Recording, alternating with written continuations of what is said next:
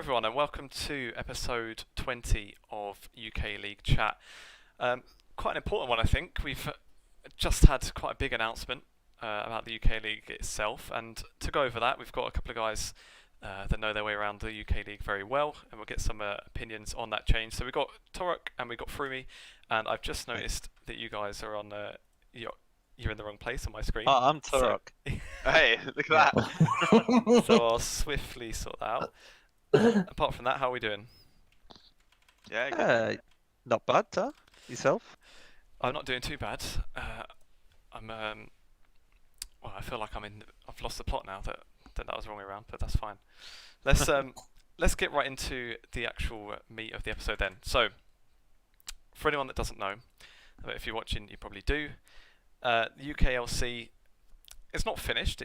There still is a UKLC, but we've now got the Northern League of Legends Championship, the NLC, which is going to kind of combine the top teams from the Nordic League and from the UKLC into was it a 12-team league? Yeah.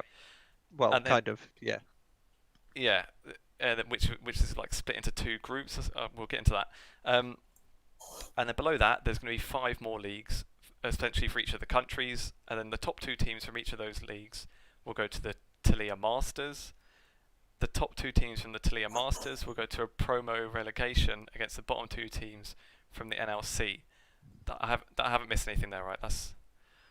Yeah, that's It seems that's about pretty right, much yeah. it. Yeah. What are our initial thoughts? Because when I first saw it, my first thing was like, I saw, okay, new UK League. My first thought was again, because obviously we've had it change a few times now in the last couple of years, and also maybe it's a bit much. Is it maybe a bit confusing? I saw there was a Reddit thread about just about the whole new setup, obviously, and for anyone outside the UK League, I think my first kind of worry was that it might be a bit tricky to get your head around it for someone that doesn't already know the league, if that makes sense. So I saw people asking if it's like the Tilia Masters, for example, if it's separate to EU Masters.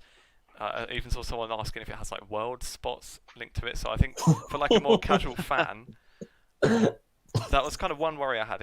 Is it maybe a bit complicated, or what were your guys' kind of initial thoughts? So I've known about like the merger being on the cards for a while, and when they first started talking to us about it, I was like really skeptical because I was worried about what kind of mark that would leave on the UK scene not being a prestigious ERL anymore and being thrown in with the Nordics. But after seeing like the standard of the orgs that have been thrown into this like new conglomerate, it actually looks really exciting, and I'm happy to be on an org that's in it. But obviously it's brought along this sort of league pyramid with it. Mm-hmm. And I like it. I like seeing that there's a route for teams from the bottom to come up to the top of the ERL, because if you look at the bottom of the pyramid, it says that grassroots teams can go all the way from like, the bottom leagues, which I assume could be the UKEL or the uni leagues like the Newell or the NSE. Like, I quite like it. The Telia Masters was something that I didn't realize was going to happen until the day of the announcement. So that was sprung on me as a bit of a surprise, but I like it. Like, you've got the top 2 leagues from their own regions. I think it's like the UK and Ireland for the UKLC, Norway, Finland, Denmark, and Sweden. Yeah.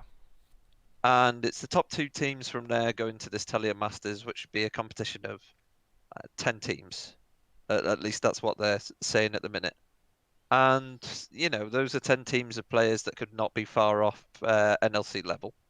Or, if they go into the promotion relegation tournament and win, then they're in the NLC. So I actually really like it. It has a lot of structure, and it has a lot of, room for development for teams to move up the ladder. And yeah, I like it. You can go all the way from grassroots to EU Masters now, and that's quite nice. Mm-hmm. I think, like you said about obviously teams can't. Well, I think it's just the kind of thing with having promotion relegation anyway. I think it kind of drives competition a bit more. Like, Yeah, I think promotion relegation is good from a playing standpoint, like as in players can go from low down to high up, Mhm. and obviously improve and get into higher leagues. The only thing I'm skeptical on with promotion relegation is what orgs could potentially be replacing what orgs. The economic shift as a result of that, and if the orgs that are coming in are going to be able to contribute as much as the orgs going out, and just how that improves the league. Yeah, so because that's the kind of thing we see with like the franchising in the bigger leagues, isn't it? I guess as well. So for the organisations, it's more safe for them. They can then they're willing to maybe invest a bit more as well and get behind their esports teams more because they know that they're not going to get kicked out. So it kind of has pros and cons, I suppose. But yeah, I just like the fact that if a team is doing well, there is that route in now, rather than just having sort of these set teams. If you don't get one of those teams, then good luck. So I quite like that. It was one thing you touched on maybe that I thought was a bit weird as well is and I've only said kind of negative things mostly so far, but I do quite like it in general. The only other problem I saw is obviously just the fact that the UK doesn't really belong with those other countries. It's not really. It's only because obviously DreamHack are the ones that need to run it, which is why it's kind of grouped in. I think that's the only other thing that I understand why it's happened. It's just from like an outsider looking at it, people aren't going to see that makes too much sense, I don't think. I think there were reasons why these two regions were pushed together, and I think one of the big ones is the English broadcasting, because Nordic is broadcasted in English, whereas the other regions are broadcasted in their home languages, and that's mainly because, in Norway, Finland, Denmark, and Iceland, Finland. I feel like was it Finland? Yeah, they all speak a different language, so it makes sense to do it in English. And obviously in the UKLC we have it in English, so there's no transition of losing broadcasters because they were all the same broadcasters doing it in English. But the viewership in the regions was doing very poorly in comparison to other ERLs. Yeah. And I think one of the big reasons that they've thrown these two regions together is in a hope that it will spur on viewership and increase like the interaction with the league. There's more countries involved, and they're hoping that will reinvigorate the regions more than anything. It might even like get the fans more behind it. Like if you're from the UK, you're going to want the UK teams winning. People might take more interest in how the teams are going. The same with if there's a Finnish team, if there's a Swedish team, I'd imagine their fans will be rooting for them a bit more rather than being fans of the league and just watching the league like I think most people do. And I'm not going to lie as well, I genuinely think that like bringing these nations together surely has to put it up there as like a major league, comparing it to like Spain. I think they're at that level because the amount of organizations which you could possibly get into this league. I also really like the system because I think while franchising systems can kind of work for top divisions like LEC, LCS, I think that sometimes you don't get the opportunity to find these grassroots teams which have created together and kind of bonded together and created their own like identity and work their way up, and then eventually one of those could potentially be a star just because of the synergy which you have. So there's two different types of player development when it comes to like franchising to grassroots. Is franchising, you're generally probably looking at like one player who potentially could be good solo, where with grassroots you could find a whole team which just works well really together, and then that could result in either a good player coming up or a whole team coming up and a new team being created of this new organization which comes through, which is very old school League of Legends when you see like teams climbing up, create an organization themselves. And I think at this level, for most leagues, I think even at EARLs, I think that's the best way to do it because it's nice to see new leagues come up, to have new organizations, and organizations feel that they can just jump into it. I mean, immediately now, like we see a couple organizations which haven't been in League of Legends. Was it? Is it? One of them, isn't it? ENCE, yeah, the ENCE CS:GO team, which is huge. And I know that I believe Godsent were previously in League of Legends, like in the Challenger scene, but that's it. Yeah, Godsent were about. They took over one of the teams to go into EUM, and then they were potentially planning on doing League again, but decided against it for the split. But then came back in now, which is a bit strange. But they're a good representative for Sweden, I think. Another one was Tricked, who was in the Challenger series at one point. Yes, yeah. And then they took a big hiatus from League, and now they're in it as one of the Danish representatives. I think the vast majority of the others have been involved in league in some capacity. You know, there's Riddle, which wasn't involved in any ERLs for at least a year now, and now they're in it. But they're obviously a big org in Norway. They play in the Teleligaen over there as well. I think all of the orgs from the UK, and Ireland, you know, Munster obviously was Phelan. They've all been in league a long time. Singularity is in the Masters. Dusty were in the Nordics last split, and they're Iceland's representative. And I think it's Nordvin that's the other one, who is obviously a huge org with football backing from Norway. So they were in the Nordics last year as well. So there's a lot of orgs that have been in and out of league. But I think Ents is the one that's like completely fresh because they were a massive CS:GO org. And now they're Finland's representative in League of Legends, I suppose. So yeah, it'll be interesting to see what they do, being a big org but taking their first steps into League of Legends. One thing I'd wondered, I don't know if it's something anyone knows the answer to or not. Is there any change in like import rules then with this? Like, are the UK teams? I don't know how to. Is it just the same kind of similar what it was like before, where you just had to be in the region? Because is the region now just the whole of like all of those countries? Would Ericsson, for example, have counted as an import anymore? Like, I wasn't sure how that was going to work. We're encouraged to take players from our home regions if we can, to, you know, make it more about the countries rather than, you know, the teams, I suppose. But technically the rules are, because this is a new ERL, a conglomerate of 7 or 8 countries, then you can pick from any of the 7 or 8 countries. Okay. Torok as well. One thing which I did want to get from like a coach's perspective is, so now obviously, is it going to be easier to find like a ERL level like with the NLC? Because now essentially while obviously the system's bigger, like it's now a second tier. So is that going to be more positive or negative for coaches, do you think, in the overall scheme of things?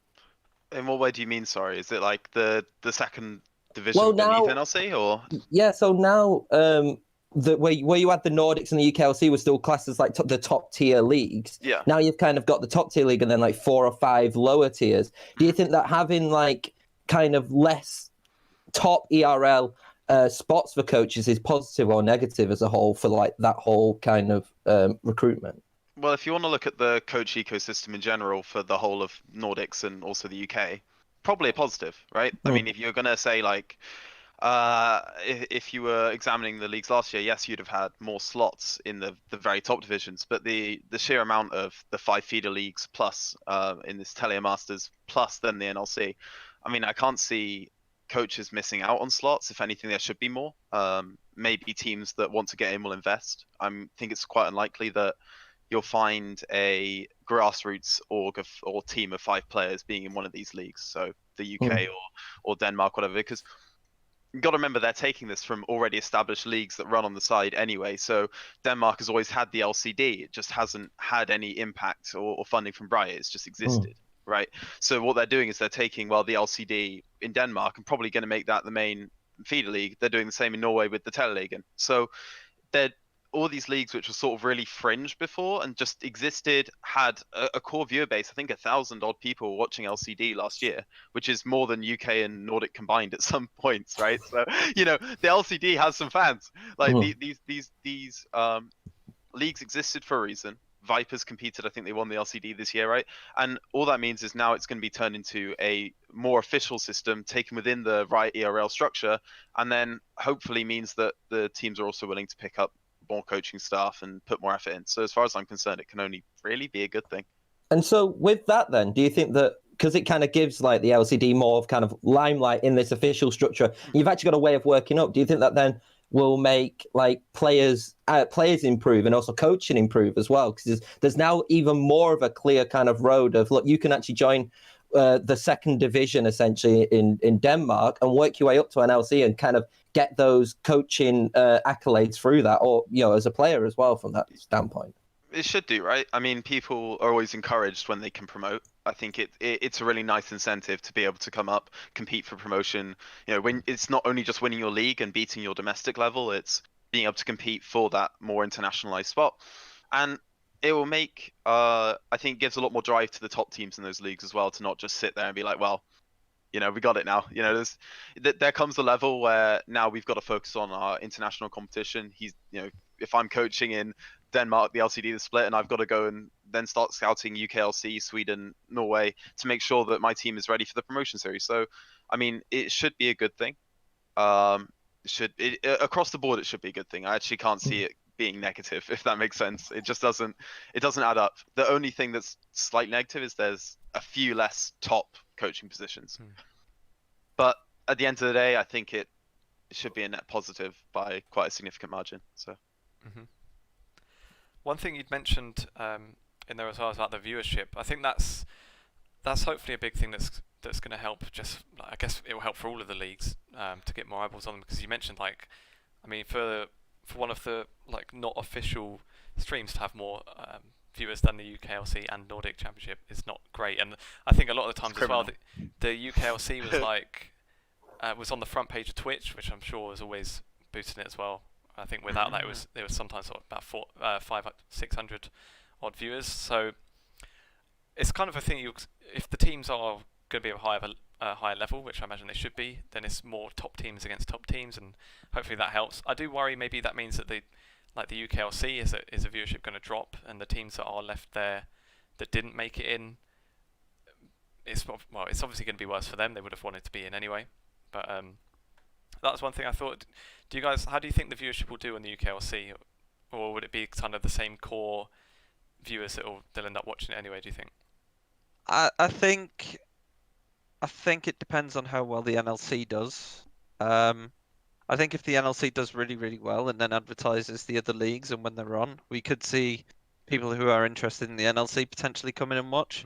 But I think the core viewer base for the UKLC as it is will probably continue to watch the UKLC because it's a very knit community. I think the UK community. So I'd expect it to be somewhere between the region of its current viewership and the UKEL. I think it could take a small hit because the higher profile players are going to be playing in the NLC, which will be a higher profile league than the UKLC will now. And with another gap between the UKLC and the LEC, you know, I'd expect its viewership to probably go down slightly. But, you know, if the NLC does really, really well in terms of its viewership, it could reinvigorate the UKLC's viewership down the line. But I think initially we might see a small hit to the viewership. I'd expect it to be more than the current UKEL viewership.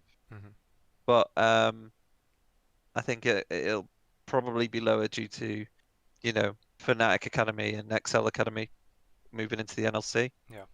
So we don't even get those, you know, bolstered viewerships. It depends if it's on the front page as well. Like, obviously that boosts it dramatically, but, you know, I do expect it to take a small hit. Yeah. And I think as well, like, in my opinion, there really is the viewership. I think it's going to be more worrying to see if the Telium Masters, which is this whole super tournament through the second division, if that is low numbers. I think if that, because everybody kind of likes a promotion or relegation, and that's kind of seen as what is a sub-second division, essentially, to get into the first division. That's the one where I think DreamHack are going to be thinking, it doesn't really matter what the views are on there, but if the Telemasters does well, then is there going to be a problem? And it might be a case where, and hopefully, there's obviously this issue with the UK scene in general, where it's a new format each time. This might be generally a case where the first season, especially in like the second divisions and the Telemasters, doesn't particularly do well. But then once you've got those relegated sides go down, if there is a relegated side which goes down, they could potentially bring the fan bases, which hopefully they've gained, down below with it, and that could raise up the leagues as a whole anyway. So it could be a case of just after a bit of time, eventually more popularity comes between those two leagues anyway. I mean, you have to see this entire project as something which is designed to bolster the marketability, marketing aspects of this league, make it more open to viewership, make it hopefully able to compete with Prime League and the other core regions, right? Because but in taking the UK and Nordic together, both these scenes have the player potential and I think personality potential to be a very core region for Europe and European Masters. The issue always was that people weren't that interested in UKLC, people weren't that interested in Nordic. By combining them together, plus slamming a bunch of money into production value, advertising, all this sort of stuff, in theory, you will see a huge spike in interest across the European continent just because this is now going to be a major ERL feeder. It has to be. There is no way you put together multiple bad rosters based off the talent pool in this league. In terms of you wouldn't have any low profile names. It doesn't exist. And obviously, I don't know particularly about the other leagues, but the prize money which is being offered in the prize pool is by far most than what's ever happened in either of those scenes combined, if I'm correct. Ooh, I would disagree with that. Really? Yeah, I mean, yeah, it's a million SEK, which I think It's about 80 grand. is 80 grand. You got to remember that the UKLC last split was 60 grand, but that was split over 8 teams. Now we've got 80 grand split over 12 teams. So mathematically, yes, it's a bigger number, but it's divided over more teams. So I think prize pool isn't too important either in terms of bringing in viewers, right? Like, like I don't watch to see the difference between an 80 grand or 100,000 in a split. I watch because suddenly you've got in, a better studio, you've got in better ideas, you've got better graphics.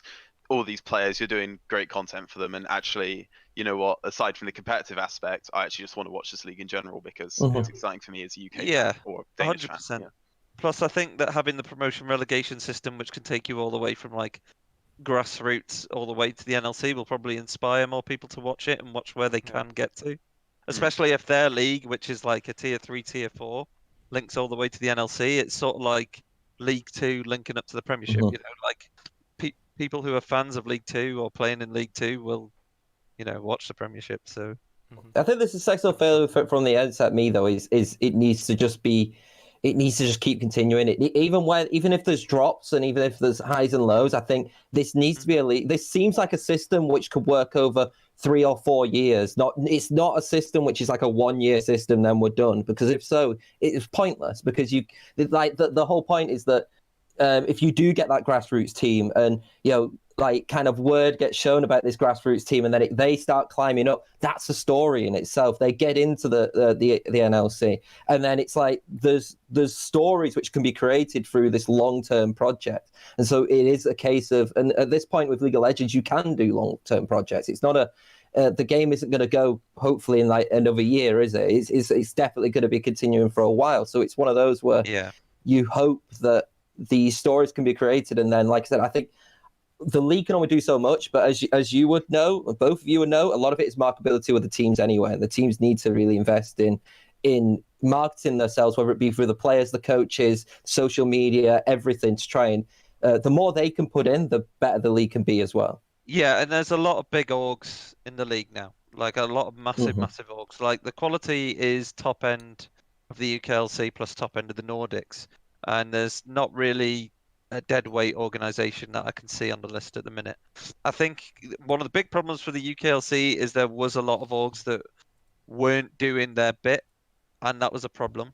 I think orgs like, no bias, but I think Barrage did a lot last split. I think M&M have consistently been doing a lot. I thought Enclave did quite a bit, but from some of the rest of them, they hardly released any content at all. And how do you engage a viewership if you're not marketing yourself?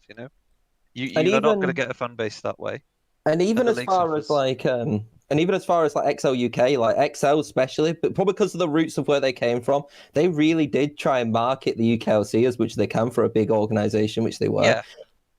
Which I thought was, because obviously they've got content which they need to share for probably the wider audience, but they still every game they would put the tweet out, or they would still interact with some people, and then they would also do like kind of a little bit of content mixing both together. Yeah, they had poster at the UK office for a few weeks, right? Stuff like that. It's nice, really nice. So I see every single org.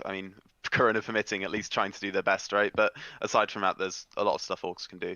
I don't think that will drop. It can only rise again if every org's committed, which I think they are, right? Yeah, I think one of the only problems with doing content at the minute is, the global crisis at the moment. Obviously, DreamHack said to us they want to do media days and stuff like that at the start of the split, and they want to do offline finals. It's just a case of, when they can. more than anything. Mhm. And we can't exactly get players around to do content willy-nilly. Mhm. On So the subject of we're gonna have to improvise a little bit, I think. yeah, when you're bringing all these leagues together, I think the way you were talking about it not being a 1-year project, I think just going back to the beginning as well, it's like I feel like this should be the final iteration almost for Nordic and UK League of Legends, because I mean I've spent time in both scenes. They are both really good scenes, both full of very good people who really just need a platform. Because I felt, especially UKLC last year, it was really just very loosely held together. Even Nordic DreamHack obviously was sort of scrambled this time, and I thought they did a very good job. This is their finished product, and if you've got an organization like DreamHack who are putting their foot down and saying, no, this will be our contribution to League of Legends, especially in the our space, our Nordic UK space, they're not intending on throwing that away. They're not on they're not like LVP being contracted from Spain to run this for Riot. They are running this out of their own self-interest because DreamHack operates directly from Sweden, right? Yeah. So they want to nail this, and they've got more than the budget, more than the good staff team. I had nothing but positive interactions with their admins and stuff when I was working in Nordic, so I can't see them just tossing this away, really. No, yeah, 100%. Yeah. Just to touch on that, what Torok said about 2019, I think 2019 is one of the big reasons why we are where we are now. I think 2019 was done poorly. We were promised a lot of stuff that didn't come in, and I think the tower format really confused viewers, and it was just another tournament every other week. And I think the UK especially took a massive hit because the quality of the orgs that were in there, some of them were just not good enough for a top tier league. But the tower format was horrific, and I think it put off a lot of viewers. I'm not saying that's anyone's fault in particularly, but I think 2019 being as poor as it was is a big reason why they've just gone, right, we don't know what to do anymore. Let's just mash these regions that are struggling to bring much in together and hope for the best. And I think it's a good step, but 2019 was definitely a reason why we are where we are now. Where Torok was saying about the hope is that DreamHack are going to really sort of kick on with it, and they'll hopefully be proud of it and want to see the league grow. I was even surprised when I saw about that promotion relegation, the Talia Masters. Like in my day job is linked to like telephony companies, and I know that's like a massive company in Scandinavia. When I saw that as a company doing stuff at this level, or I don't know how much they do other than have their name on it, but I even thought then, even if they give it a bit more push, like that, hopefully would get more eyes on it as well. And it's just a huge company to have, I think, involved in it. Well, I believe that they're also like a major partner with ENTS as well, if I'm correct. I think they also have like a big partnership with them. So I wonder if that. Obviously, we don't know, but maybe because obviously ENTS came in, Talia thought, oh, this is actually an interesting opportunity for us, and it could have spurred from that as well. Talia will run in the Norwegian league. Yeah. So they have been for years now. Talia League. They've been really, really committed. Okay. So this is them getting to put their stamp and basically take it further. Yeah, so I imagine this is sort of an expansion of that, because I know that DreamHack's been wanting to link all these leagues like the LCD as well together, and that's their way of doing it, is saying like, you're tier 2 now, and you're tier 2, you're tier 2, Are they going to be? Then put Talia League on it. Obviously, there's some information which has yet to be announced. So obviously, if you can't answer it, then obviously that's fine. Okay. But are the LCD and the Teleliga then getting rebranded? Because by the pyramid system, it kind of just showed UKLC, then 5 regional leagues kind of thing, and it didn't really specify, or can you not really? I think what are they called? They're called like Telia League Finland, Telia League. Yeah. Okay. So they're just going to go Denmark. around that. Yeah. I think the 4 Scandinavian countries. I don't know what's happening with Iceland, by the way. I noticed that they were just kind of left out. I feel bad for them. But I think they're being rebranded to sort of like League of Finland, League of Sweden. But it'll be run by the same people. Yeah. Because I know that the LCD admins are running the Danish one. I'm looking at it now. It says like Esports series and then each country, and I've enlarged it a lot, and it still has a Talia logo on each one. So there might be maybe a rebrand, but it's still going to be. It's only the NLC. It's only the UKLC that's not rebranding. Yeah, they might do a slight switch to help out the challenger mode bit as well, where they have the SEL, Swedish Esports League, DEL. They might try and merge that. That's more speculation, but I think it would make a lot more sense to if they're trying to knit all these things together, they'll probably try and make sure that the branding on each of them is as good as the UKLC. It's not. And the unfortunate thing is, obviously, again, it's all speculation, but with the an Icelandic league, that could potentially be a third grassroots. But then what would happen then? Like, where would they go? Well, they'll give there the 4 people are written. there was only really one org in Iceland anyway. Yeah.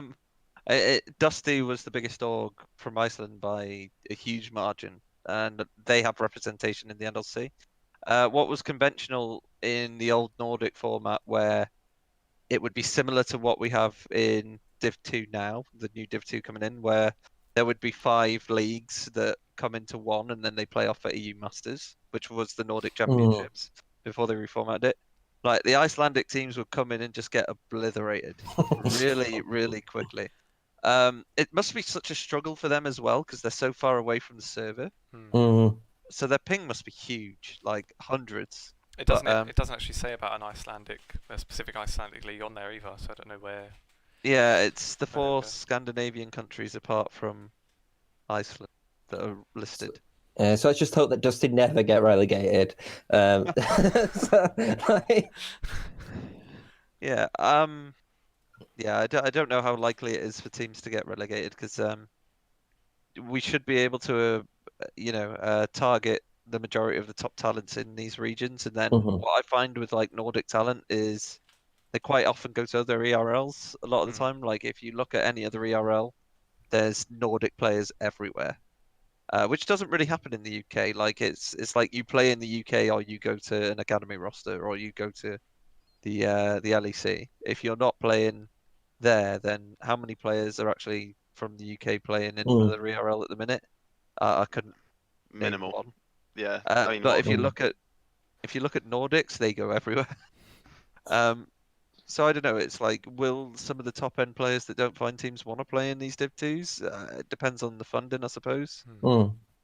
But it depends as well, because there could be a side which maybe possibly didn't get in, maybe like a year side, and they thought, right, let's take this side from the league, rebrand it, and let's put some money into it, and it could go through that way. True. But then, I guess then this is kind of led to something which I never even think of, is that, so if it comes to a promotion relegation and it's 2 UK teams which have basically are the top of the Telia Masters, what happens if they're against 2 Danish teams for the relegation? Does the Danish team then go to the UKLC, or does the Danish league then extend? Because then that doesn't that cause a problem then? I've thought about this. Yeah. And, I'm not sure. I'd imagine it would be like, so there was a rule. I don't know how familiar you guys are with the old promotion relegation. Obviously, we didn't have it in the UKLC last time, but there was a rule where the academy teams couldn't get relegated. Yes, yeah. And if they did go into the relegation zone, then there'd be 1 less relegation. So I'd imagine so they wouldn't push it up. It would just be that there wouldn't be a relegation. I'd imagine something along the lines of no one would get relegated from the UKLC, and they'd just promote teams in. Whereas in the Danish league, they'd potentially reshuffle it so that the teams that drop down could come in. So maybe they'd make it so that, right, 2 teams are relegated from the Danish league, no one's coming up. No one is getting promoted this split, because we need to make room for Singularity and Tricked if it was them. But then wouldn't that cause an issue of what's the point of doing the Telia Masters if we're not going to get promoted at that point, I guess, like for an org? No, that's not what I mean. I mean from like the Danish tier 3. Oh, okay, right. So let's say there were 2 teams from the Danish tier 3 that were trying to get promoted, but 2 teams that were Danish came out of the NLC and got relegated into the Danish one. I think what they'd say is, right, the 2 teams that finish bottom are relegated, because we need to make room for Singularity and Tricked, and no one is coming up. There's no promotion relegation tournament. You're just relegated. We need to make room for Singularity and Tricked. Whereas in the UKLC, they'd probably be like, oh, the 2 teams that are in relegation, if it's 2 teams, I'm not sure on the format. You guys are keeping your spots, and we're just going to promote in the 2 from, I don't know, let's say the UKEL or whatever. Oh, okay, yeah. And then they'd just fill out the spots. I'd imagine that's what they've got in mind. But I was thinking about this, and I don't know how much they've thought about that, but I'd imagine that's how it'd go.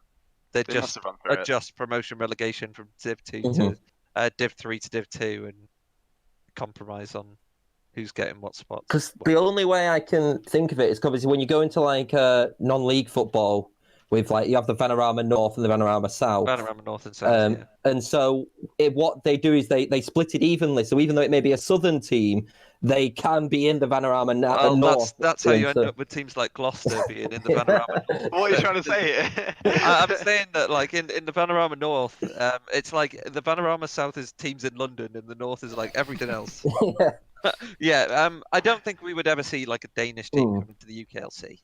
It wouldn't make sense. Unless it's like Nordavind UK or something like that. Yeah, I think that they would just balance it out so that let's say if Nordavind got relegated, then they would make it so that one team got relegated from the Norway Div 2 and like there's one less promotion relegation spot to make room for them.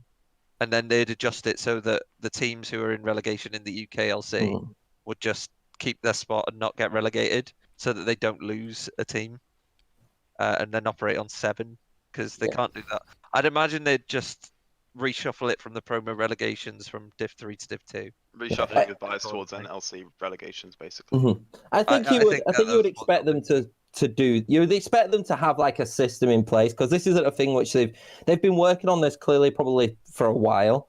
Like this whole system, because obviously with the amount of organisation you've got to get probably by contacting these different separate organisations for everything like that. So you would think that they would have a system in place, and hopefully, I kind of hope that it does happen just to see what happens in the promotion relegation at this point. But then I'm like, for the good of the league, is it best if just nobody gets relegated for the first season? Yeah, and then nobody gets. That was something we were discussing. Like, would it be better for the first split because it's a summer split anyway? To just have no promotion relegation this time, and they were quite keen on having it from the beginning so that there's something to play for. But yeah, I think if it would be likely the way that we've been speaking about. So I think that the home regions, the teams that are near the bottom, would be praying that their teams do well in the NLC so that they don't get automatically bunked down to make room for them, and they can actually fight for their spot. But that's definitely what I could see being the system. One thing we didn't really touch on too much was about the format of the NLC itself, because it's not going to be just a straight like double round robin, is it? It's going to be like 2 groups of 6, and then So do they? I forget exactly. So do they like play a set amount of games and then it joins together? Because I remember like they did it when it was EULCS. They did it for a while. So we don't know what group we're in yet, but we will get placed into a group with 5 other teams, making it 6 on one side and 6 on the other. We then have to play 10 games, so it's a best of 1 double round robin. Right. Okay. And then top 4 go to playoffs. If you finish first or second, you go into the upper bracket, so you've essentially got 2 lives in the playoffs. And if you finish 3rd, 4th, you go into the lower bracket. So you're basically like up against it from the beginning, which is fair. You finish lower down. 5th holds their spot, so their season just ends. And then 6th, unfortunately, goes into the promotion relegation tournament with the top 2 from the Italian Masters. Yeah. And that happens after the NLC. I think it happens just before EUM. But yeah, like that's how it works. You play 10 games, top 4 then go into this playoff, where I think it's like 4th plays 3rd from the other group, 3rd plays 4th from the other group, and then 1st plays 2nd and 2nd plays 1st, and then it's a double elimination bracket.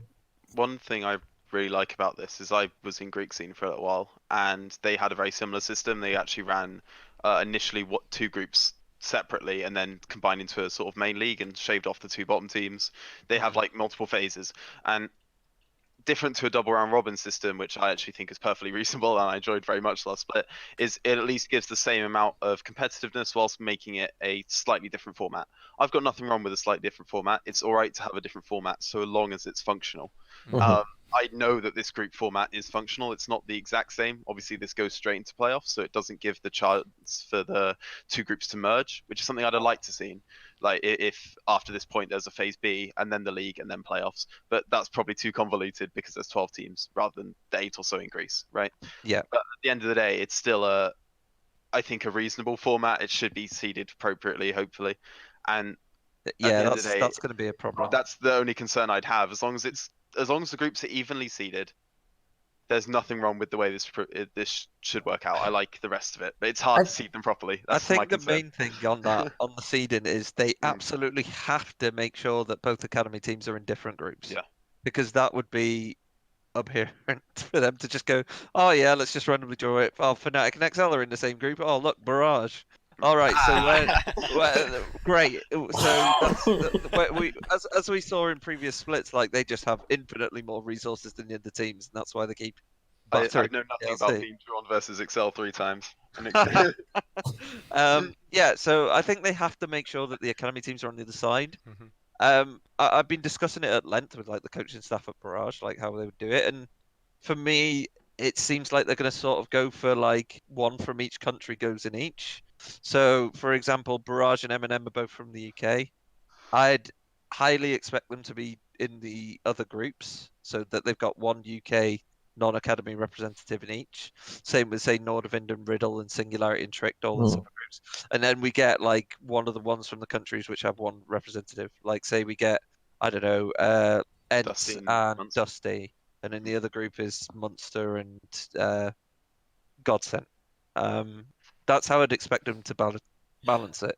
One thing which I did want to ask then, just to make sure. So you're not playing any of the other side for it. It's just a single round. Yeah. Playing them twice. Okay. We are in a group of 6. We play 10 games, and then we hopefully play against the teams from the other bracket in the playoffs. Okay. Because I was under the impression that the way that it could work out, where it could have been quite fair, is despite it being 2 brackets, you would play the other team once, but then that'd be pointless anyway. Because... They did that in the ESL, if you remember. I think it was back in ESL. I want to say 2018 spring. We had the 2 groups format. There were 4 teams in each group, and then you would play each team in your group twice to make 6 games, and then you'd play the other 4 teams in the other group, and that would make 10 games. And then you'd go into a playoff format where I think it was only the team that finished in 4th didn't qualify. And that worked okay, but I preferred the league format that we have now. I think that the UKLC format, the split, was the best one we had since like the UK Masters, which was a long time ago. And it's not complex. It's double round robin. Yeah. You know what I mean? One that everyone uses. Like, it's all I want. And after the tower format, we were begging for that, and it's the perfect format. But obviously, with 12 teams, if you are trying to do that, that is then a season of it's a long season. 22 games, which you can't do in time for. Yeah, I Masters. figured that was probably the main reason they've done something like this, because the UKLC especially, it's always kind of seems to happen within like the LEC split. Like it will start a bit later and maybe finish around the same time. Obviously because there was less teams in it. I figured now with 12 teams, I presumed it was something like that. They would obviously need a lot longer time unless you're playing like 3-4 matches a week.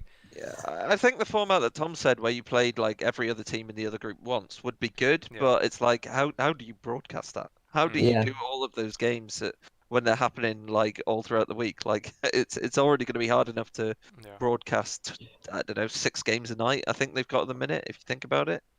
And I guess the other option could have been is maybe they might have considered it, maybe not having 12 teams in, but at the end of the day, because you're mixing all these regions together, you have to. You have to have representation from all of these regions, and there's so many orgs which would be, financially aggrieved from not being in the top league anymore when they, deserve it. Could you imagine if, say, M&M weren't in the top league? Yeah, exactly. The respective ERL, like an org that's been long-standing for a long time. Like, I think they had to be 12. Like, there's 8 countries in this conglomerate.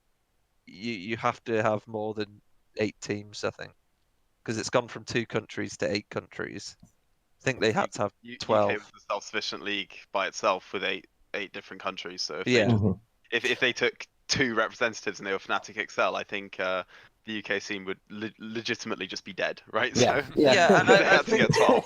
I think there are a couple of UK orgs which will be feeling aggrieved anyway that they're no longer in the top pinnacle of their region. You can imagine orgs like Demise, who had a lot of funding, Enclave, very long-standing and always pumping out content. They're all of a sudden in Div 2, or they've been offered to go into Div 2. They must be distraught to lose their spots after such a long time. having good backing, and all of a sudden they're not in the top league anymore. And I think as well, though, because we don't really know what the strength of all these sides which are coming in, which is so. For example, I don't know if we want to go into a little bit more about like the teams in general now who are in, but Ents, for example, we don't know how much money they're going to pump in, and it could be quite a well. I don't know how much money they're going to pump in, but it could be enough where it makes them like a fully competitive side, and then No comment. Is it then fair? For example, well, just in general, is it fair then to have like you could have the top 4 funded teams in one side as opposed to the weaker sides in the other team? It doesn't just sometimes be the academy leagues, despite them having more funding initially. Look, I think that Ents is going to be a massive team for the league. You know, they're a huge organisation, and obviously they've got a lot backing, and I'd assume that they're going to put in a competitive budget. The only thing that puts Ents at a detriment is that they don't have an established League of Legends division. And recruitment's going to be tough. Like I'd imagine, I'm going to call it now. I think that Ents will end up with a full finish, if not maybe 4 out of 5 finished players. Like it's going to be hard for them. Like they start behind us because, you know, like for example, the Barrage, we can hit the ground running and start straight away because we have made like no changes to our background at the minute. But for an org like Ents, you know, they need to recruit a potential manager or League of Legends director who then has to recruit a coach, who then have to recruit players, and they haven't done this before. Yes, they have a huge budget, probably, but they have no League of Legends division. They have to start from scratch, and that is a huge task. So I think we will see orgs like Ents in 2021 come in a lot stronger than potentially 2020. I suppose we said, Tom, about the about, you know, we're not going to know how strong the teams are, or how much money they're going to put in. I suppose that's going to be a bit of a tricky thing to sort out, like any kind of seeding for the first split as well. Obviously, with at this kind of level, teams do chop and change each split quite a lot. So unless, like, obviously, I'd say in 2021 you could just seed it based on the previous split anyway. Yeah, but how do we think they could even do that right now? Or would maybe the UK teams be ordered? Or I think all they can do is they have to make it so that one academy team is in each division. 100%. Like you cannot put both academy teams in the same league, otherwise it'll be massively unbalanced. I think after that, what they will probably do is say, okay, we want at least like one representative from each country for now before they concede it. So that's why I think that it's very likely that you'll see Barrage in one group and M&M in the other. I've got a potential idea. DreamHack, if you're listening, right? So I think it is really hard to seed this. I'd 100% agree. But if they don't want to do it just menially, having the academy split, the country split, the ones that you think have this approximate budget split, the other way of doing it is you hold the seeding till the rosters are locked. You get the players, the coaches, the managers of these teams that are in it to vote for the seeding, but they can't vote for themselves, and it's anonymous, right? It's a system they use in CS:GO to seed tournaments, to make sure that the tournament's seeded fairly and they're not just done independently. So, and then if anything's super far off the mark or they think something's wrong, they have a team of experts literally looking at it and seeing, do they think these match up? This way, you'd actually get almost the own region voting for the seeding itself without it being biased. But I know it's hard to do. It's just a thought. It's a lot harder at ERL level. It's a lot harder at ERL level, I think, because new players creep up onto the scene all the time that you know you've never heard of, and then by the next split they're being offered thousands of pounds to play. Because, for example, like a good one's X-Matty, where he came into Singularity, no one had heard of him, and then a year later he's on Fnatic. It's going to be very hard, though. I do like the idea. I think it's good. It's just it runs the risk of not knowing enough about players could lead to imbalancing. But I don't think there is a particularly right answer with how they balance it, apart from just separating the academy teams. I think as well, like one thing which I thought, because obviously this is what they did in the ULCS, I believe, is that they had the top 2 sides and they basically chose each other's groups, didn't they? So if you could essentially do that with the wacky group format in the they could just do it where they have both academy sides, and it's like, right, Fnatic, who do you want to put in XL's group? XL, who do you want to put in Fnatic's group? And maybe possibly do that. because that kind of creates. Obviously, they're not creating their own like lower teams, but they're creating the opposition's team, and They're maybe do trying that to with the top two. hardest down. Yeah. Yeah, I mean potentially, but I personally think that they'll put one academy team in each group and then try and make it so that Yeah. one Yeah. representative is in each group. Yeah. And then with the 4 countries that have one representative, just throw them into a group and see what happens. Mhm. And then I think you could potentially seed it again later, but Mhm. you know you can't really seed it based on orgs past records because there's some orgs that haven't got a record.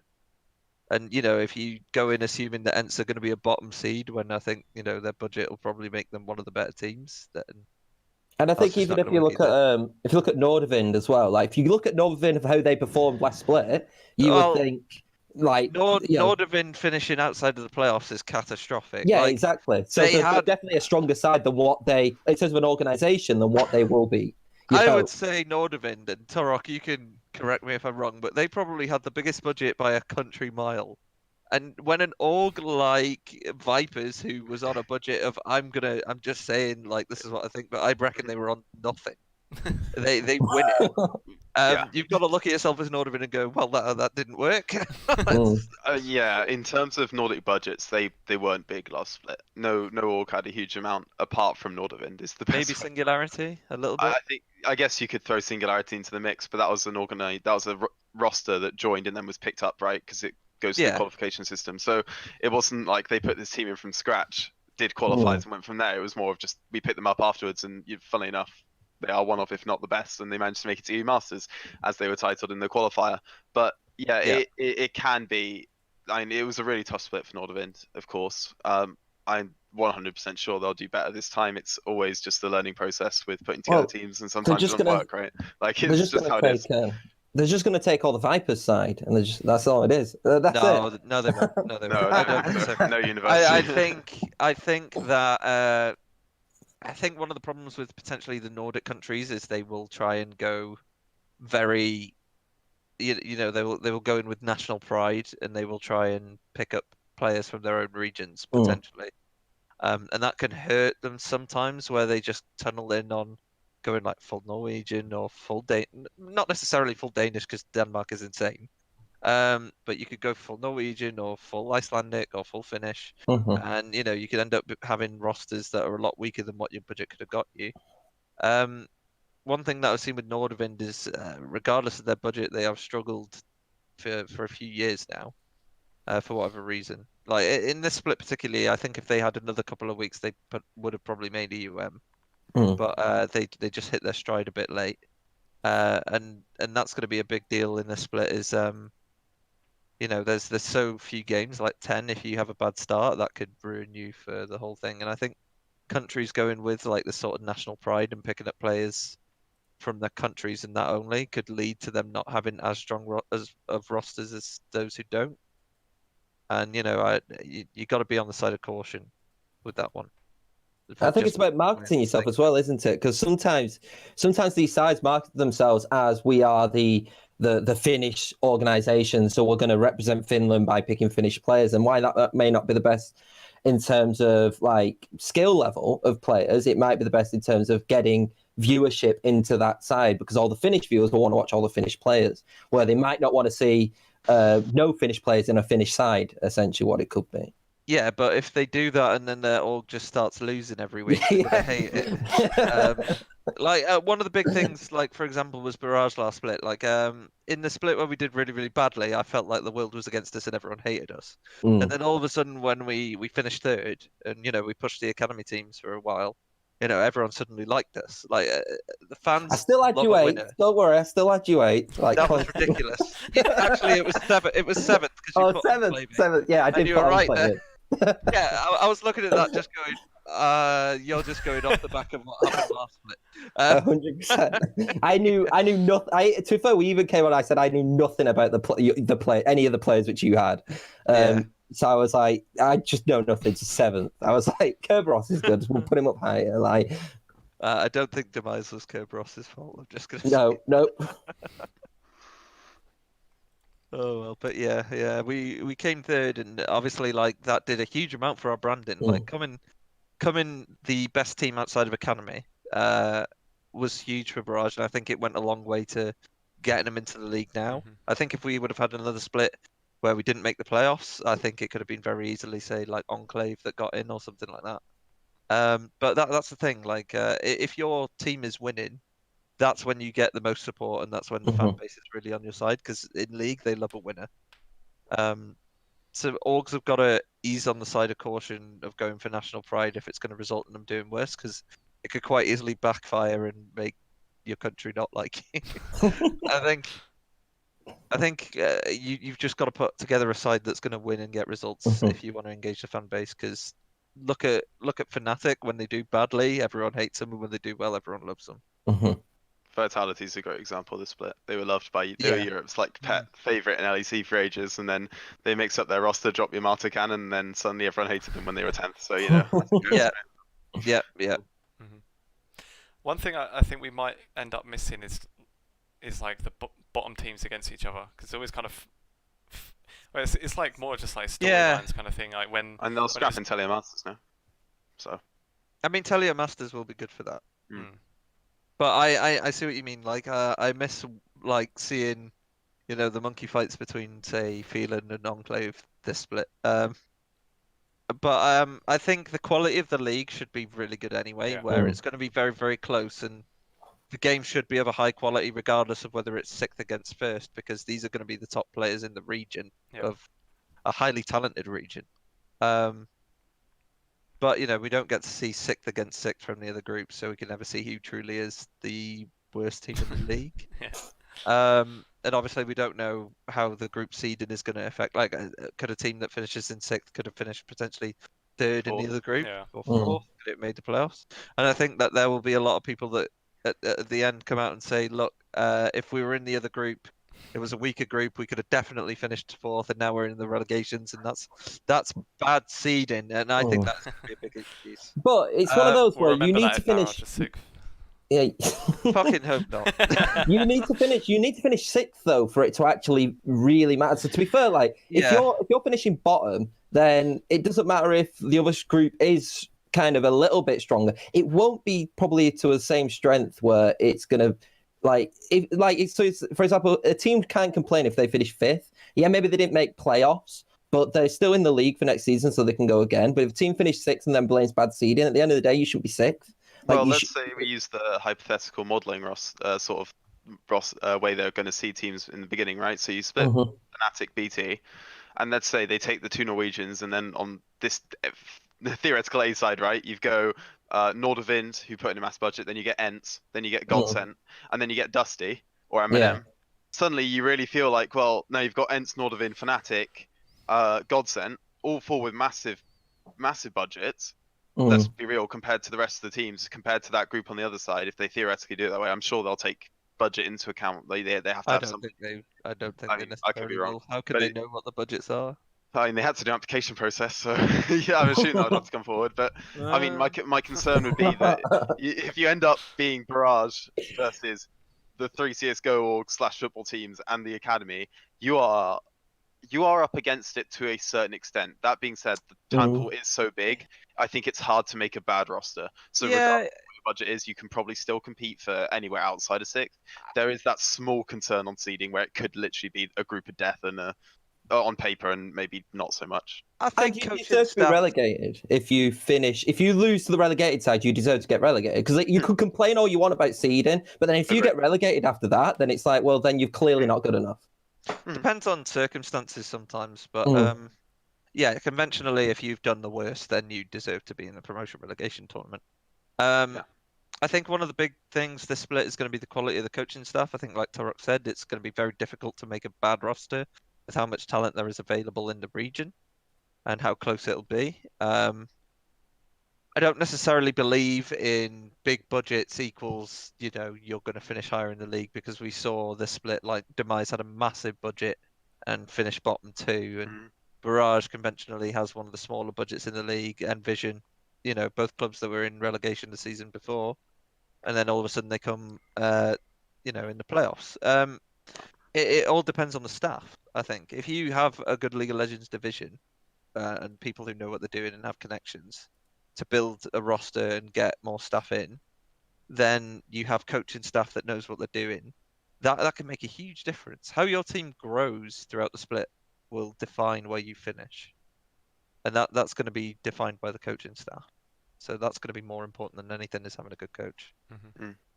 Yeah, I mean, if you look at rosters, a roster never performs exactly as you see it on paper. So, like, there's so many variables, even before the season starts, especially off season. If as Froomie sort of said there, if you have a good database put together, you're trialing before every other team. You're making sure you're getting the pick of the litter just because you're in there fast and you know who you want.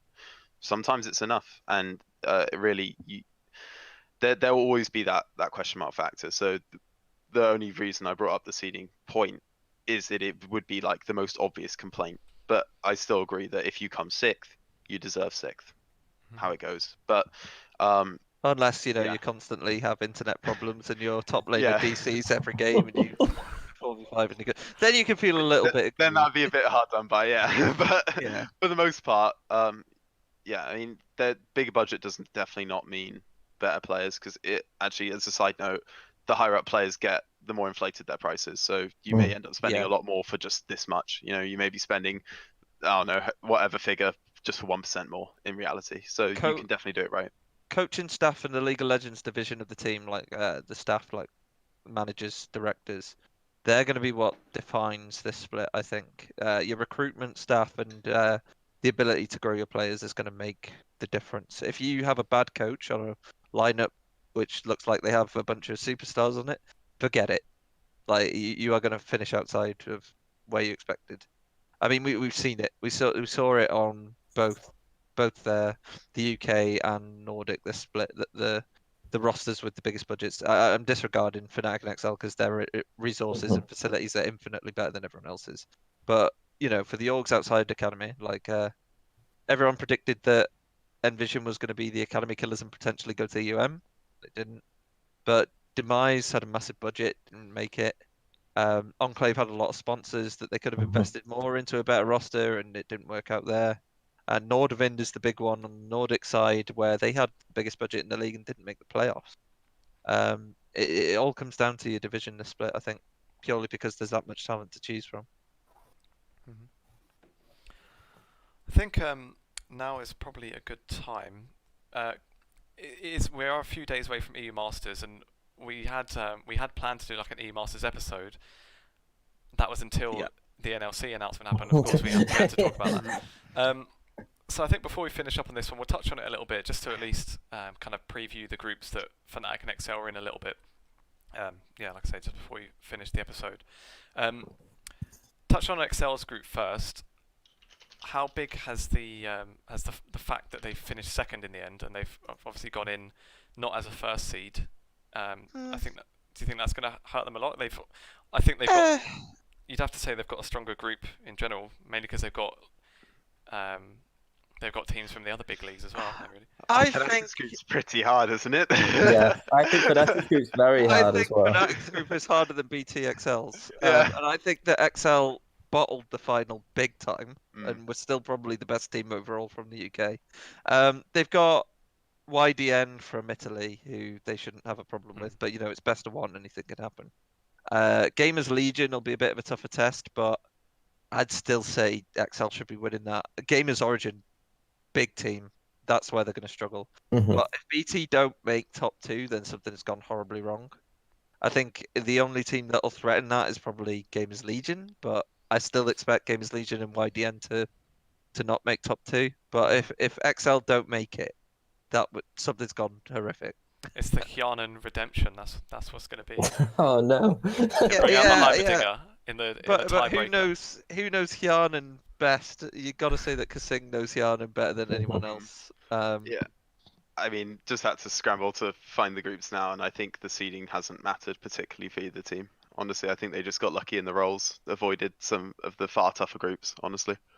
I scrimmed against Asuba and Energy Wizards quite a lot on Barrage, but we took a lot of games off them. But Asuba surprised me because I didn't tip them to get through the play-ins, yet in the play-ins they looked really good, like a lot better than when we scrimmed them. But Energy Wizards are actually a very good team. They are a very good team. obviously Mouse are in there as well, which is Yeah, I just... think Mouse are probably one of the strongest teams in Yeah. the ERL, in my Yeah, opinion. yeah. Really. Mouse. We scrimmed them. I think we scrimmed them once and we got floored. They are very, very good. I think I could see Fnatic finishing second, but I don't think it's as clear cut for them to get out the group. But you look at some of the players they've got, and they always seem to make it to the top 3, 4. And at the back end of the split, Fnatic really came into their own. Mhm. So if they're still in the form they were when they were in the final and the playoffs, I'd see them probably coming second in the group and getting out.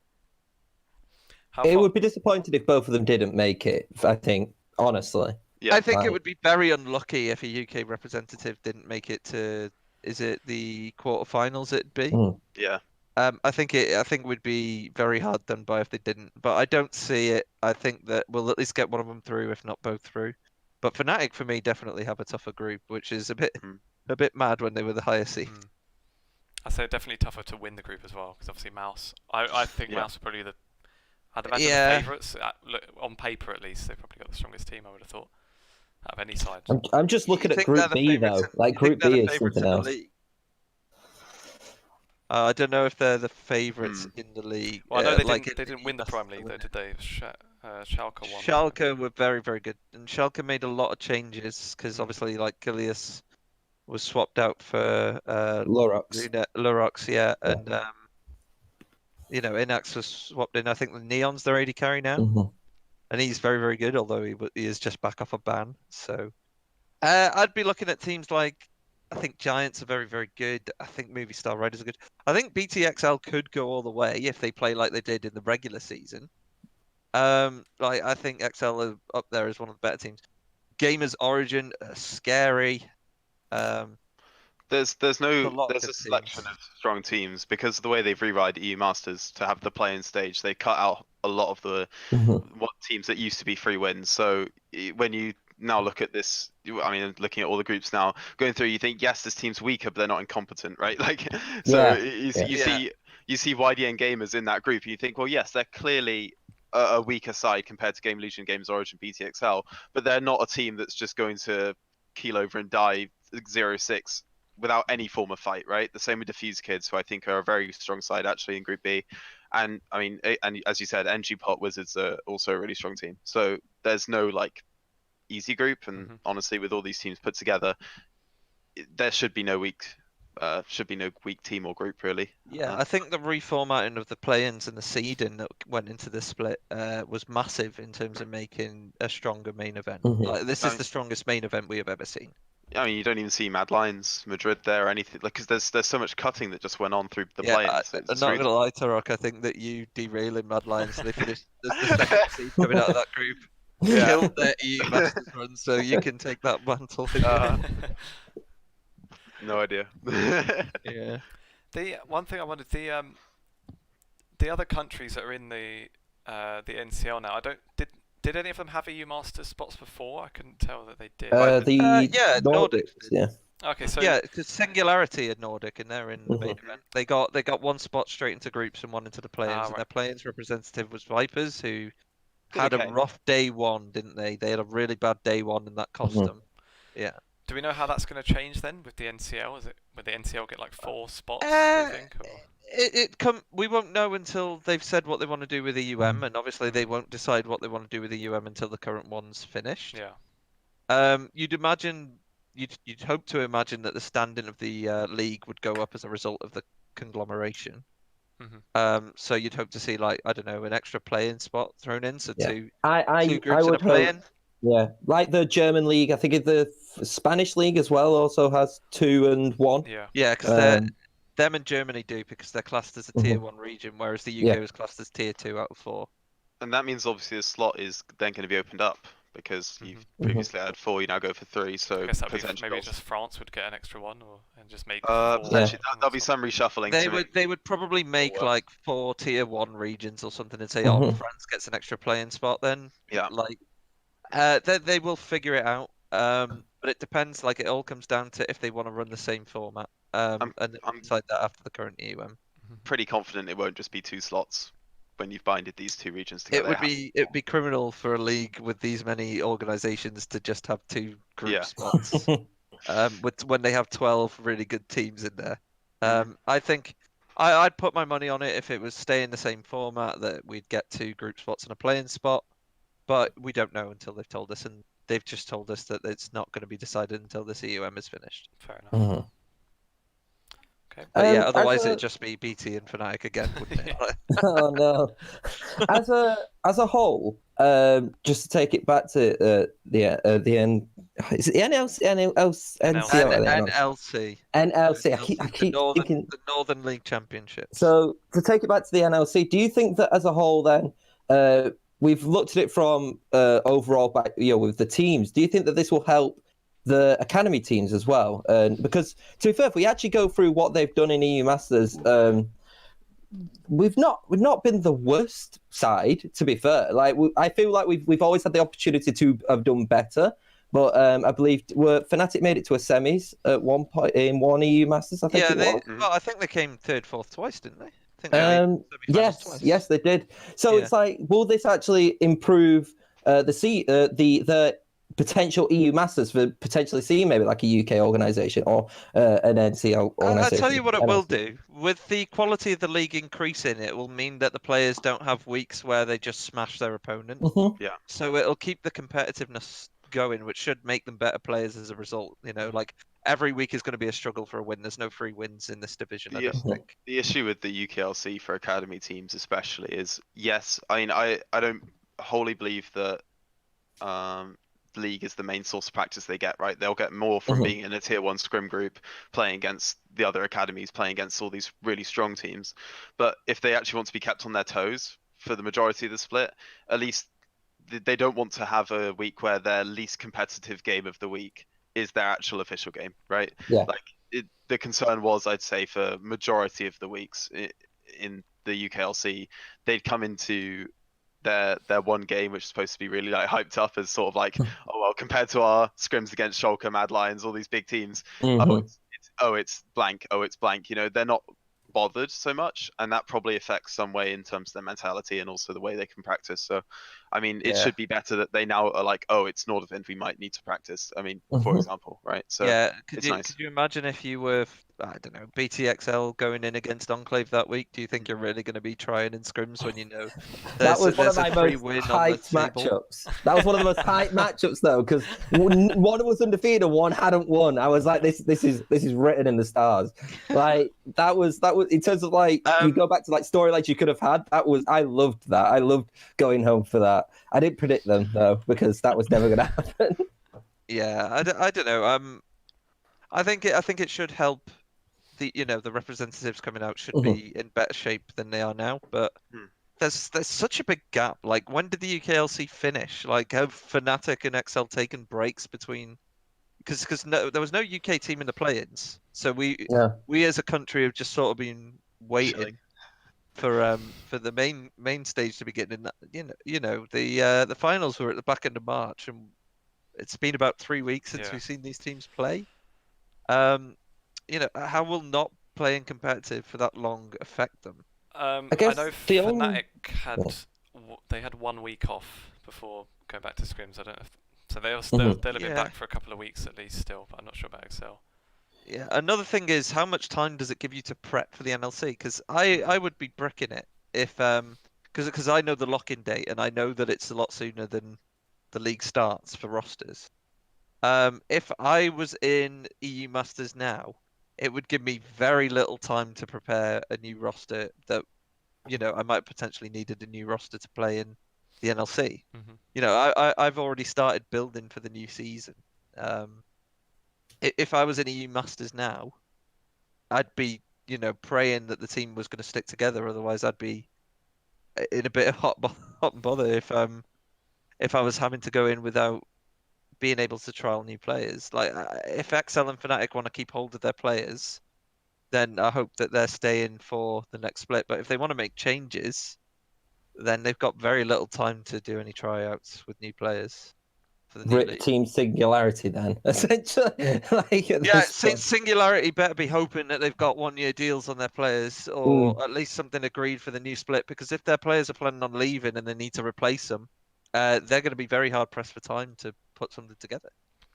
Well, you said that the roster lock-in is quite early then. Do you know if it's a lot earlier than other ERLs? Could that maybe even make it harder? Like for top teams that are all in EU Masters at the moment, they might have a few weeks afterwards to sort it out. Could that hurt the league at all, do you think? I'd imagine it's probably in line with Spain, France, Germany. Like it's probably a similar time because I think that's what Riot likes is to keep it consistent. We're not But doing like a compared to Premier the- League stop it before the season and then realise that no one else is going to follow it and we've screwed ourselves. For example, the UKLC, the lock-in was like a week before the game started, and that gave us loads of time to build the roster. Yeah, this was because there was no media day this time, so it was very easy to do. But they've told us that the roster lock is going to be, a few weeks before the league starts now, and if you're in EU Masters and you come out of it quite late, if you want to do a roster rebuild, you're already hard pressed against it. Like, for example, Barrage have already been looking at players for next split because I think it doesn't come as a surprise that we're going to need to make changes. Because with coronavirus, we're not going to be able to bring back Flares or Sybil, are we? Which is so we've already started the rebuilding process now. If you're in EU Masters and you want to make changes, you're already weeks behind because you've not been able to do anything.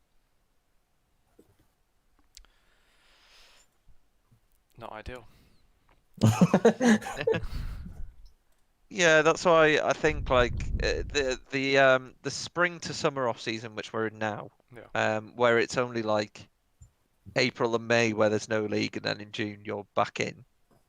It's a very fast-paced off season, especially if you want to do a complete overhaul to a roster. The summer to spring off season is 4 or 5 months of being able to just take it in your stride and rebuild. It's a very fast-paced off-season, and having EU Masters in the middle of it makes it difficult if you want to make changes. So you better hope that you're happy with your roster and you can keep them all on. Otherwise, you're going to struggle to rebuild for the next split. As a final question, I'm guessing because they haven't announced it, I'm guessing that Forge of Champions is gone now. Like that's it now. That's not a thing. So they're not doing like a cup style. Or anything like that. Because I liked Forge of Champions, because that was actually a kind of cup style tournament, which I actually quite enjoyed. Yeah, I think we at Barrage were like one of the only ones who took it seriously. I really like Forge. I know a lot of other rogues didn't like Forge, saw it as a waste of time and needless contract extension. But it was a nice cup and it did give a prize pool, so I didn't see why not. I kind of saw it as like the FA Cup because you had teams from lower leagues coming in. I actually thought trying to stake a claim. What I would like to see is Forge of Champions carry on and then just put all of the UK based teams, so like any UK teams in the NLC and then any in the UKLC, and put them all into a cup. So it is a bit more like a bit more of a special thing instead of maybe I can understand before it's the same teams just playing again, maybe with a couple of extras. Maybe that's why it's not. I'd love to see that. I'd love to see that as something in the winter. I don't think we'll be able to see it in the same stance as usual because obviously Telia Masters is going to be a thing, and that will sit in the slot that Forge would have. And then you've got EU Masters and Worlds will be on. Like when do you run it? I think if you were going to run a couple like that, it'd be great to have it in the winter where there was no like playing for EU Masters. But the only problem is for orgs they'd have to contract players, and that might not necessarily be money that they are willing to invest in a competition which doesn't have anything to play for. Well, could it not do like the FA Cup does, where it kind of goes entwining with the season? That's rough. Yes, but then that's a lot of games. Yeah. Especially when the league's part-time. From a coaching perspective, I'd struggle to ask people who work full-time jobs, or always in full-time education, to come and play a significant amount of games, scrims, and then also your actual games and give them 100%, because people do get burnt out, and I would think you'd be running a risk there, honestly. The only way it'd work is if you extended the split so that some weeks were cup weeks, but I don't think you could do that in the split format. I'm actually kind of against the split format. I think we should just have a 1 year long competition, because I think that it would make more sense, and then you could do stuff like cups on the side, and you could have cup weeks or have like 2 games a week, and one of them is the league and one of them is the cup. But at the minute, if you threw in a cup, you'd be playing 2 games a week. If we're going off the UKLC format, you'd be playing 2 games a week and then a cup match. And these players have got, school jobs, some of them. I think it was every org was part-time apart from the academy teams in the UKLC. And you couldn't do it over 2 splits as well because of contracts and stuff like that. Where, like you said, Yeah, where if it was a contracts. 1-season thing, then it could have potentially worked. Yeah, the standard at the minute is that contracts for, unless they're a year long, they last about 3 or 4 months because they go from the start of the split to the end of the split, and then they're free agents. Yeah.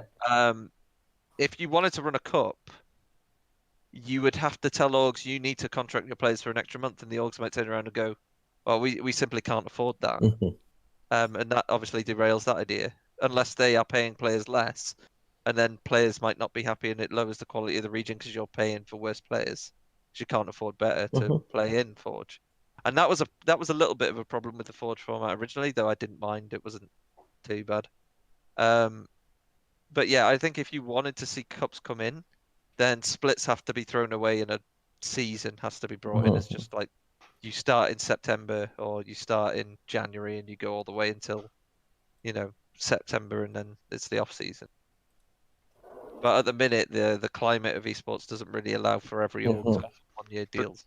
Potentially like an optional cup orgs to join over Europe before EU Masters, but it still seems rough. So they use it almost as an extra practice day, so you're playing against the top team in a competitive environment rather than something where it's just regional based and you'll be playing against the same teams anyway. Would be a better fit if you still wanted to see cup competition, but then that would detract from EU Masters, and no one would watch the ERLs. They'd just wait for. No, they wouldn't. They just wait for the cups. Yeah, you'd wait want for to the watch European Cup or whatever. You'd wait to see. You'd watch more specifically the Fnatic versus Mouse game that would happen before UM. So I think it's really hard to fit in a competition. Honestly, that's the only other take I could see on it, and even then, it's a struggle.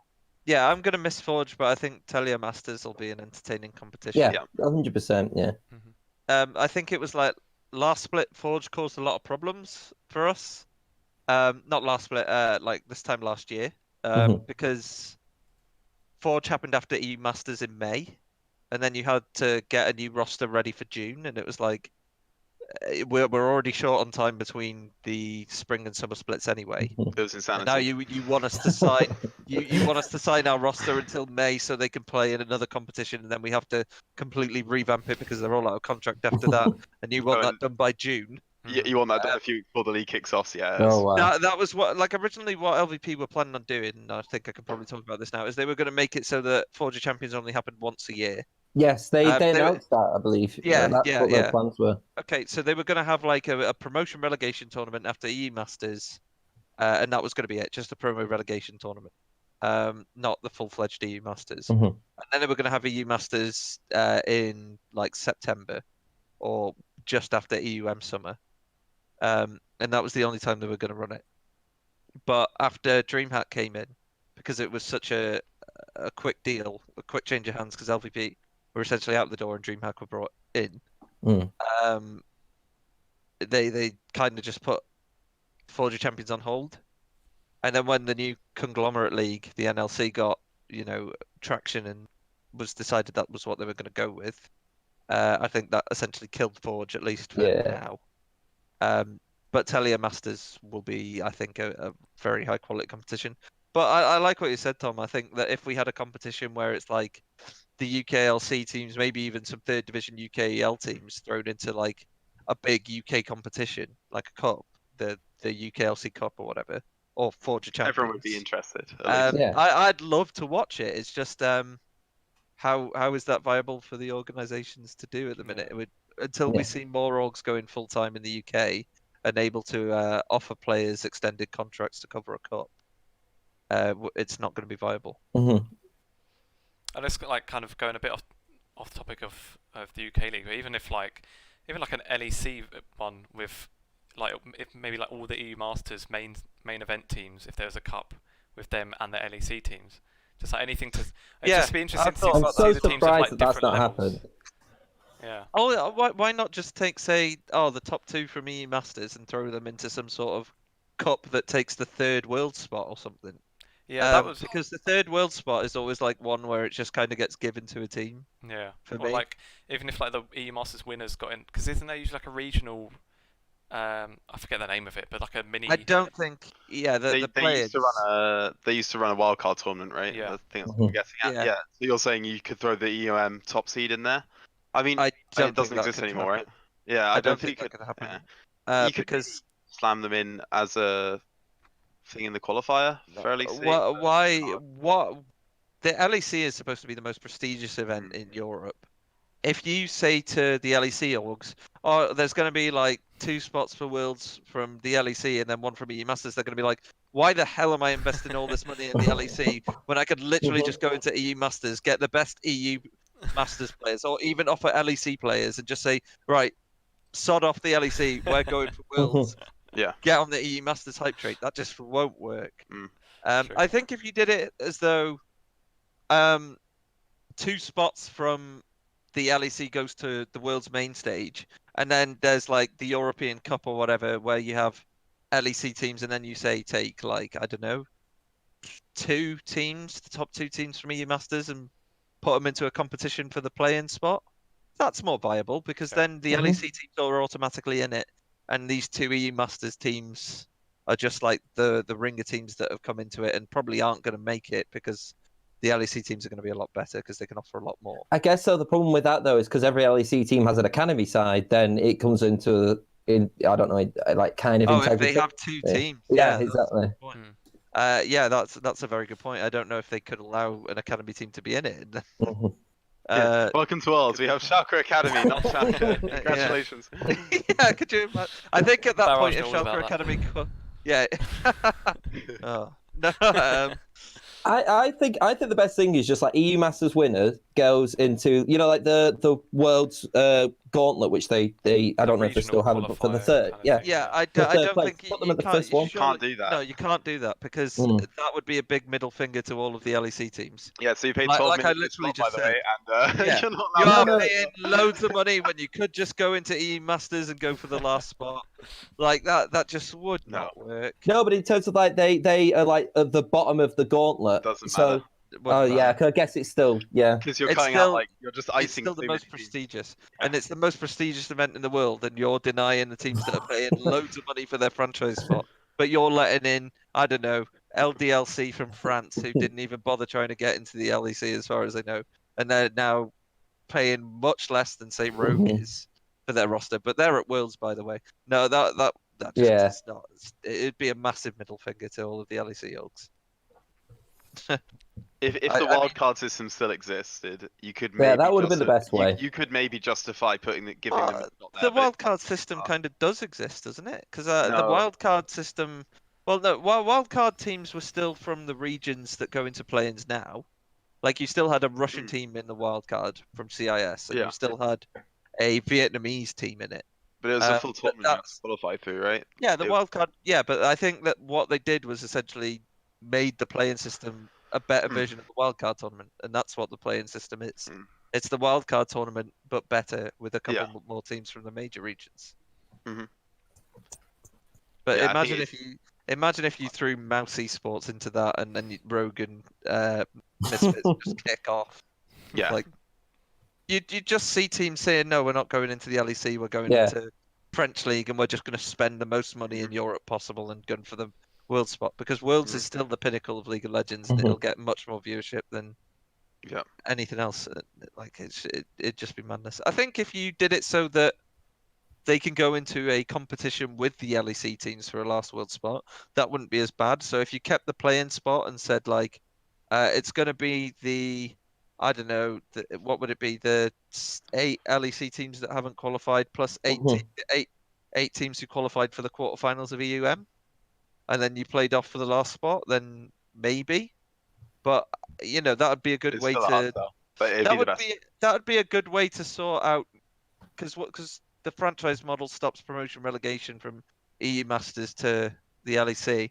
That would be a good compromise, but I don't know if they would have time to do that, or they probably don't want to do that either. Because At the end of the day, they'll be annoyed. Yeah, the LEC is like, well, along with all the franchise leagues, is like they're the ones which they need to cater to, really. With the Yeah, they have overall, their paid partners, into this, yeah. and they are invested a lot of money. You need to cater to those orgs more because of that and that alone. Yeah, but moral of the story, we're going to miss Forge of Champions. Yeah. Bit of a tangent. R.I.P. Forge. Yeah. Talia Masters is now Mhm. our overlord. Yeah, yeah, pretty much. And I think with that, it's probably a good place to end the episode. Is there any final thoughts anyone had on NLC? Anything we haven't covered? Please support Barrage in the NLC. Thanks. There we go. Okay then, that'll wrap it up. I do think. want to. Oh, Sorry, I do want to just briefly talk about Munster. Oh right, okay. Because it is a bit of an odd one. Yeah. I love it when a sports team kind of just and it is controversial when a sports team kind of just takes a spot and kind of rebrands it as like obviously Nordvin has football roots, but Munster Rugby Union has basically said that right, this is going to be our kind of our kind of branding, and they've not branded to anything different. They know exactly. It's same with like when PSG did it, and vice versa.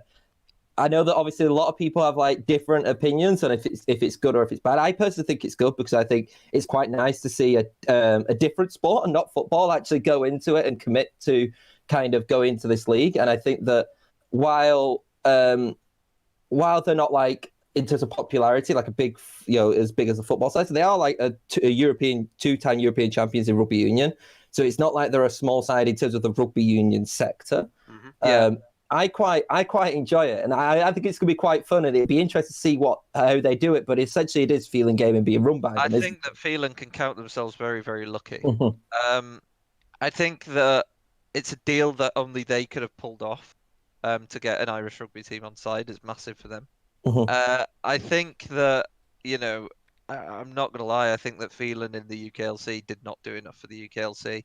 And I'm hoping that in the NLC, I was very surprised that Phelan was selected, and when I found out it was Munster, like it made sense, like they get Irish representation, massive sports group. But I think that Phelan for me did not do enough in the UKLC as an organisation. They put out hardly any content, and they consistently just, I mean, I think they can count themselves lucky that they got in, and it's off the back of this Munster deal. And I'm just hoping that with all this money and new opportunity for them, that they actually pull their fingers out a bit more for the NLC. I'd love to see it. It's good to have Irish representation. I don't think that we would have got Irish representation in the NLC without this deal, but yeah, I'd like to see a bit more now that they are under the Munster Rugby banner. More specifically on Munster getting involved, I'm all for Munster being involved with Phelan. I think it's a good thing. Especially, I'd assume some level of cash injection for the Irish scene as well, plus the NLC. It can always be a good thing. I don't like the fact that they just came in and became Munster Rugby Esport. I mean, maybe that's just a my thing, but the way they literally took their normal logo and just slammed esports underneath it, it felt like they maybe didn't do as much research as they should have done in sports space, because I love the way Nordvin branded themselves. They came in and said, we're going to be a Nordic esports organization despite being sponsored by this football club, and this felt a bit more blatant, maybe a bit I don't know, it just doesn't feel like it fits the esports branding side of things to just be Paris Saint-Germain. I didn't even like that particularly, right? Like, I think it's consistent. I want teams to come in and say, we've done our research, we think this is a brand that's going to stick and we're going to sponsor that, rather than it being just an abject takeover with esports slammed under our logo. But I mean, at the end of the day, it's still a very good thing overall, or at least it should be a good thing overall for the NLC and Irish UK. To be honest, I don't know why they didn't just go it alone. Why did they need to adopt Phelan? Why couldn't they have just gone, oh, we'll submit an application for it? I'm sure they probably could have got it. Maybe because like maybe it is the fact that this is the first time that they've gone in, that they kind of wanted kind of like an esports organization and at least kind of some infrastructure to come with it as well, and not just a go out alone. Because I can imagine that a lot of the Phelan guys especially did like a lot of the in terms of pitching it to the NLC, and stuff like that. But I mean, if you take a look at the Dutch league that was created in January, they did the whole revamp for the Benelux. I mean, they brought in multiple football teams. Some of them came in and slammed their logo in and said esports. So PSV, KV Mission, and all these ones, right? Yeah. I wasn't, again, that big of a fan. I think PSV did a very good job, and I'm glad that they're invested, but I don't think they did as much as they could. Whereas, actually, I'd say that they did as much as they could. Whereas Team Thrill that came in with a Twitter account that had 0 followers, 0 anything, and they were sponsored by a football club. The football club had done their research. They picked the brand that they wanted to create, and they built it all up from scratch. And I was a huge fan of how they went about it. And I felt like it really showed that in this Belgium league that was being watched, it's just like they had a brand that resonated with the esports space, whereas these ones like PSV, it felt like they just come in and grabbed it, right? PSG just came in and grabbed it. Whereas I'm not even sure what football club's behind Team Thrill. I mean, I'm not super. I'm not so deep inside the Belgian Netherlands, but I know enough, right? That they are powered by a football club. Football club is getting exposure via the website, via the Twitter account, but it is being run as an independent esports. This is branded for the esports space, right? And I really was a big fan of that, rather than just the abject takeover. At the end of the day, it's still a good thing. I worry about the org that they've adopted a bit more than anything, because for me, like I said, I don't think Phelan did enough in the UKLC. You know, they could have promoted themselves a lot more. I barely saw any graphics. They didn't do any media coverage last season. Even when they did media days in the past, barely saw anything come out of them. Not a huge following. But why I not just just hope to see more. Why not just take Phelan and power that brand up massively? You know, Because I don't think that's sellable. Personally, I think or that rebrand it slightly. You know, I think if I was Phelan, I'd want to rebrand. Yeah, I think if you're an Irish representative though, and you see Munster rugby, like a lot of people in Ireland will know that brand. They will get right behind them. But then you saw like Samsung White, right? It was at least targeted towards the esports space with the shield and the proper esports. You know, so why not do Munster Rugby and make it an actual proper esports targeted? You mean like change the logo and just call it like Munster Esports or something? Well, yeah, do what you want, but just make it actually in the esports space rather than just we're a rugby team and we're slamming esports underneath it. It doesn't seem right to me. I don't know. I'll give them the benefit of the doubt and say time restrictions, because it was literally spring to summer, and that is what I'll give them. Like it was probably they probably didn't have the time to just get a new graphic together and think about all this stuff. I think it was very I think the application was submitted very late in the day where they said that we're gonna be Munster. And that is the benefit of the doubt I'll give them on that one.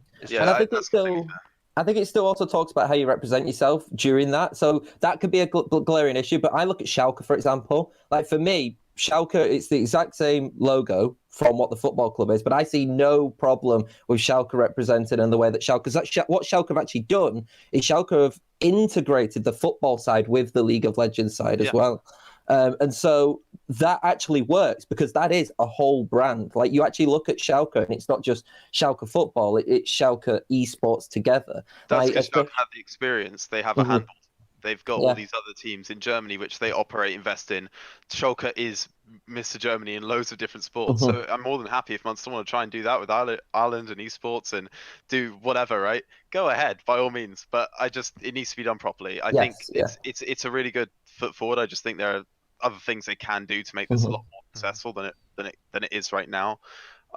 Just looking at it visually and sort of what's actually changed with Phelan to Munster.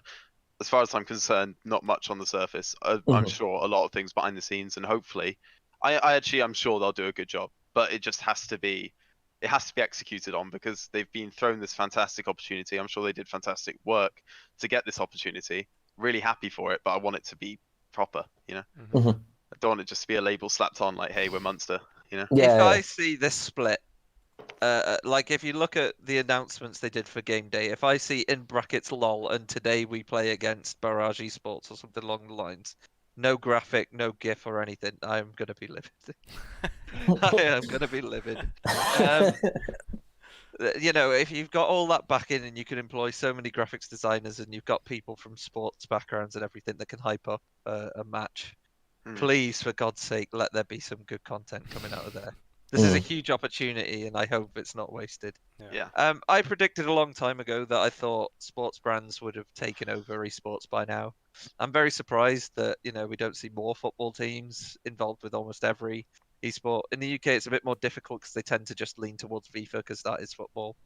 But yeah, I think Munster coming in is massive for Ireland. I think it's very big for Phelan, and I just pray to God they don't waste it.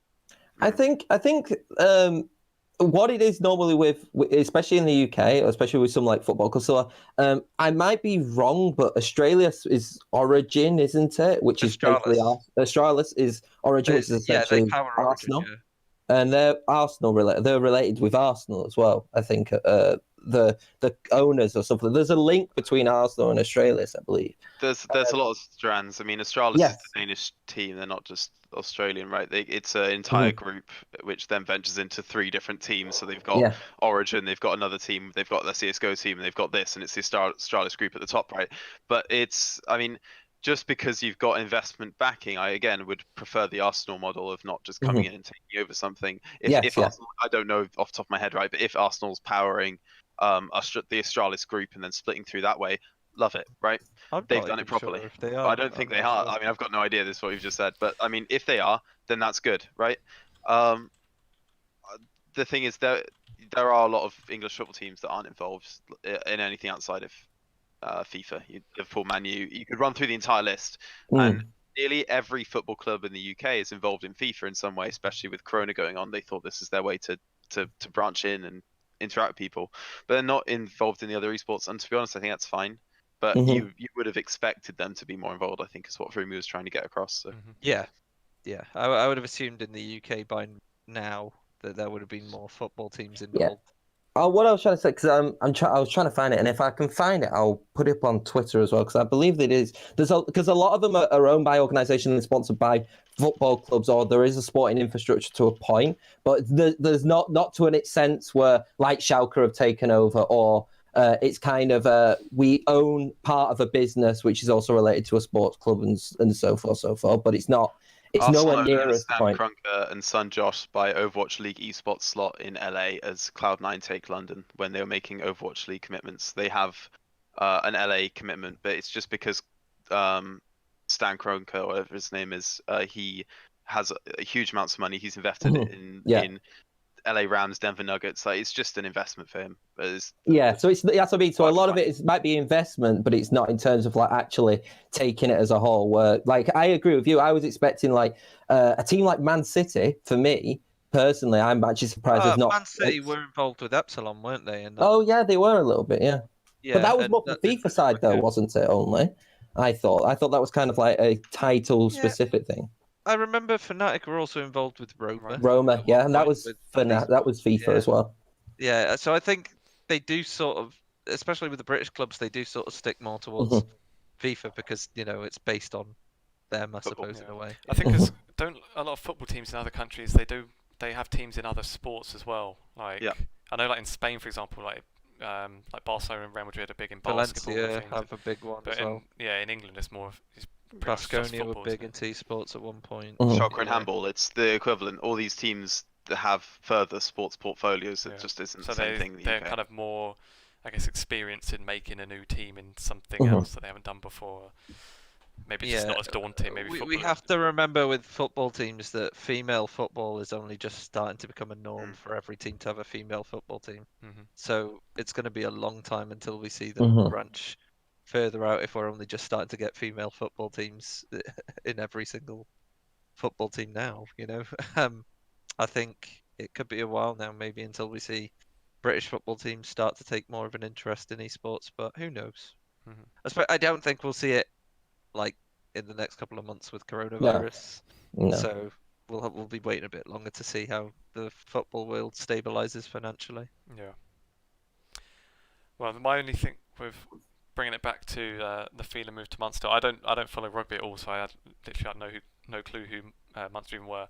I just thought the logo looked quite horrible, but that's maybe me. The logo looks quite horrible anyway. You'll make a lot of enemies in Munster, but probably a lot of friends in somewhere like Ulster, like that, with comments like that. That was all I thought. Well, I thought, and kind of along the same lines of, why would they not just do like a rebrand? But then, like you say, it might why didn't they just whack a wolf on it if it was Phelan? Just get rid of the deer, and whack a wolf on it. Could have worked. Probably was, I can imagine, time restraints then. I reckon I'm going to give them benefit of the doubt and say it was a time restriction thing. Okay, I think that's probably our last topic then. I think we're all done. Anything else? Any final stuff anyone wants to cover? Guess not. I don't think so. Okay. fair enough. For those that are still listening, then this is our second live episode that we've done, but of course we do we will still post this elsewhere. So you might be listening on Spotify or on YouTube, but you might be watching it live. You can follow wherever you're listening or watching.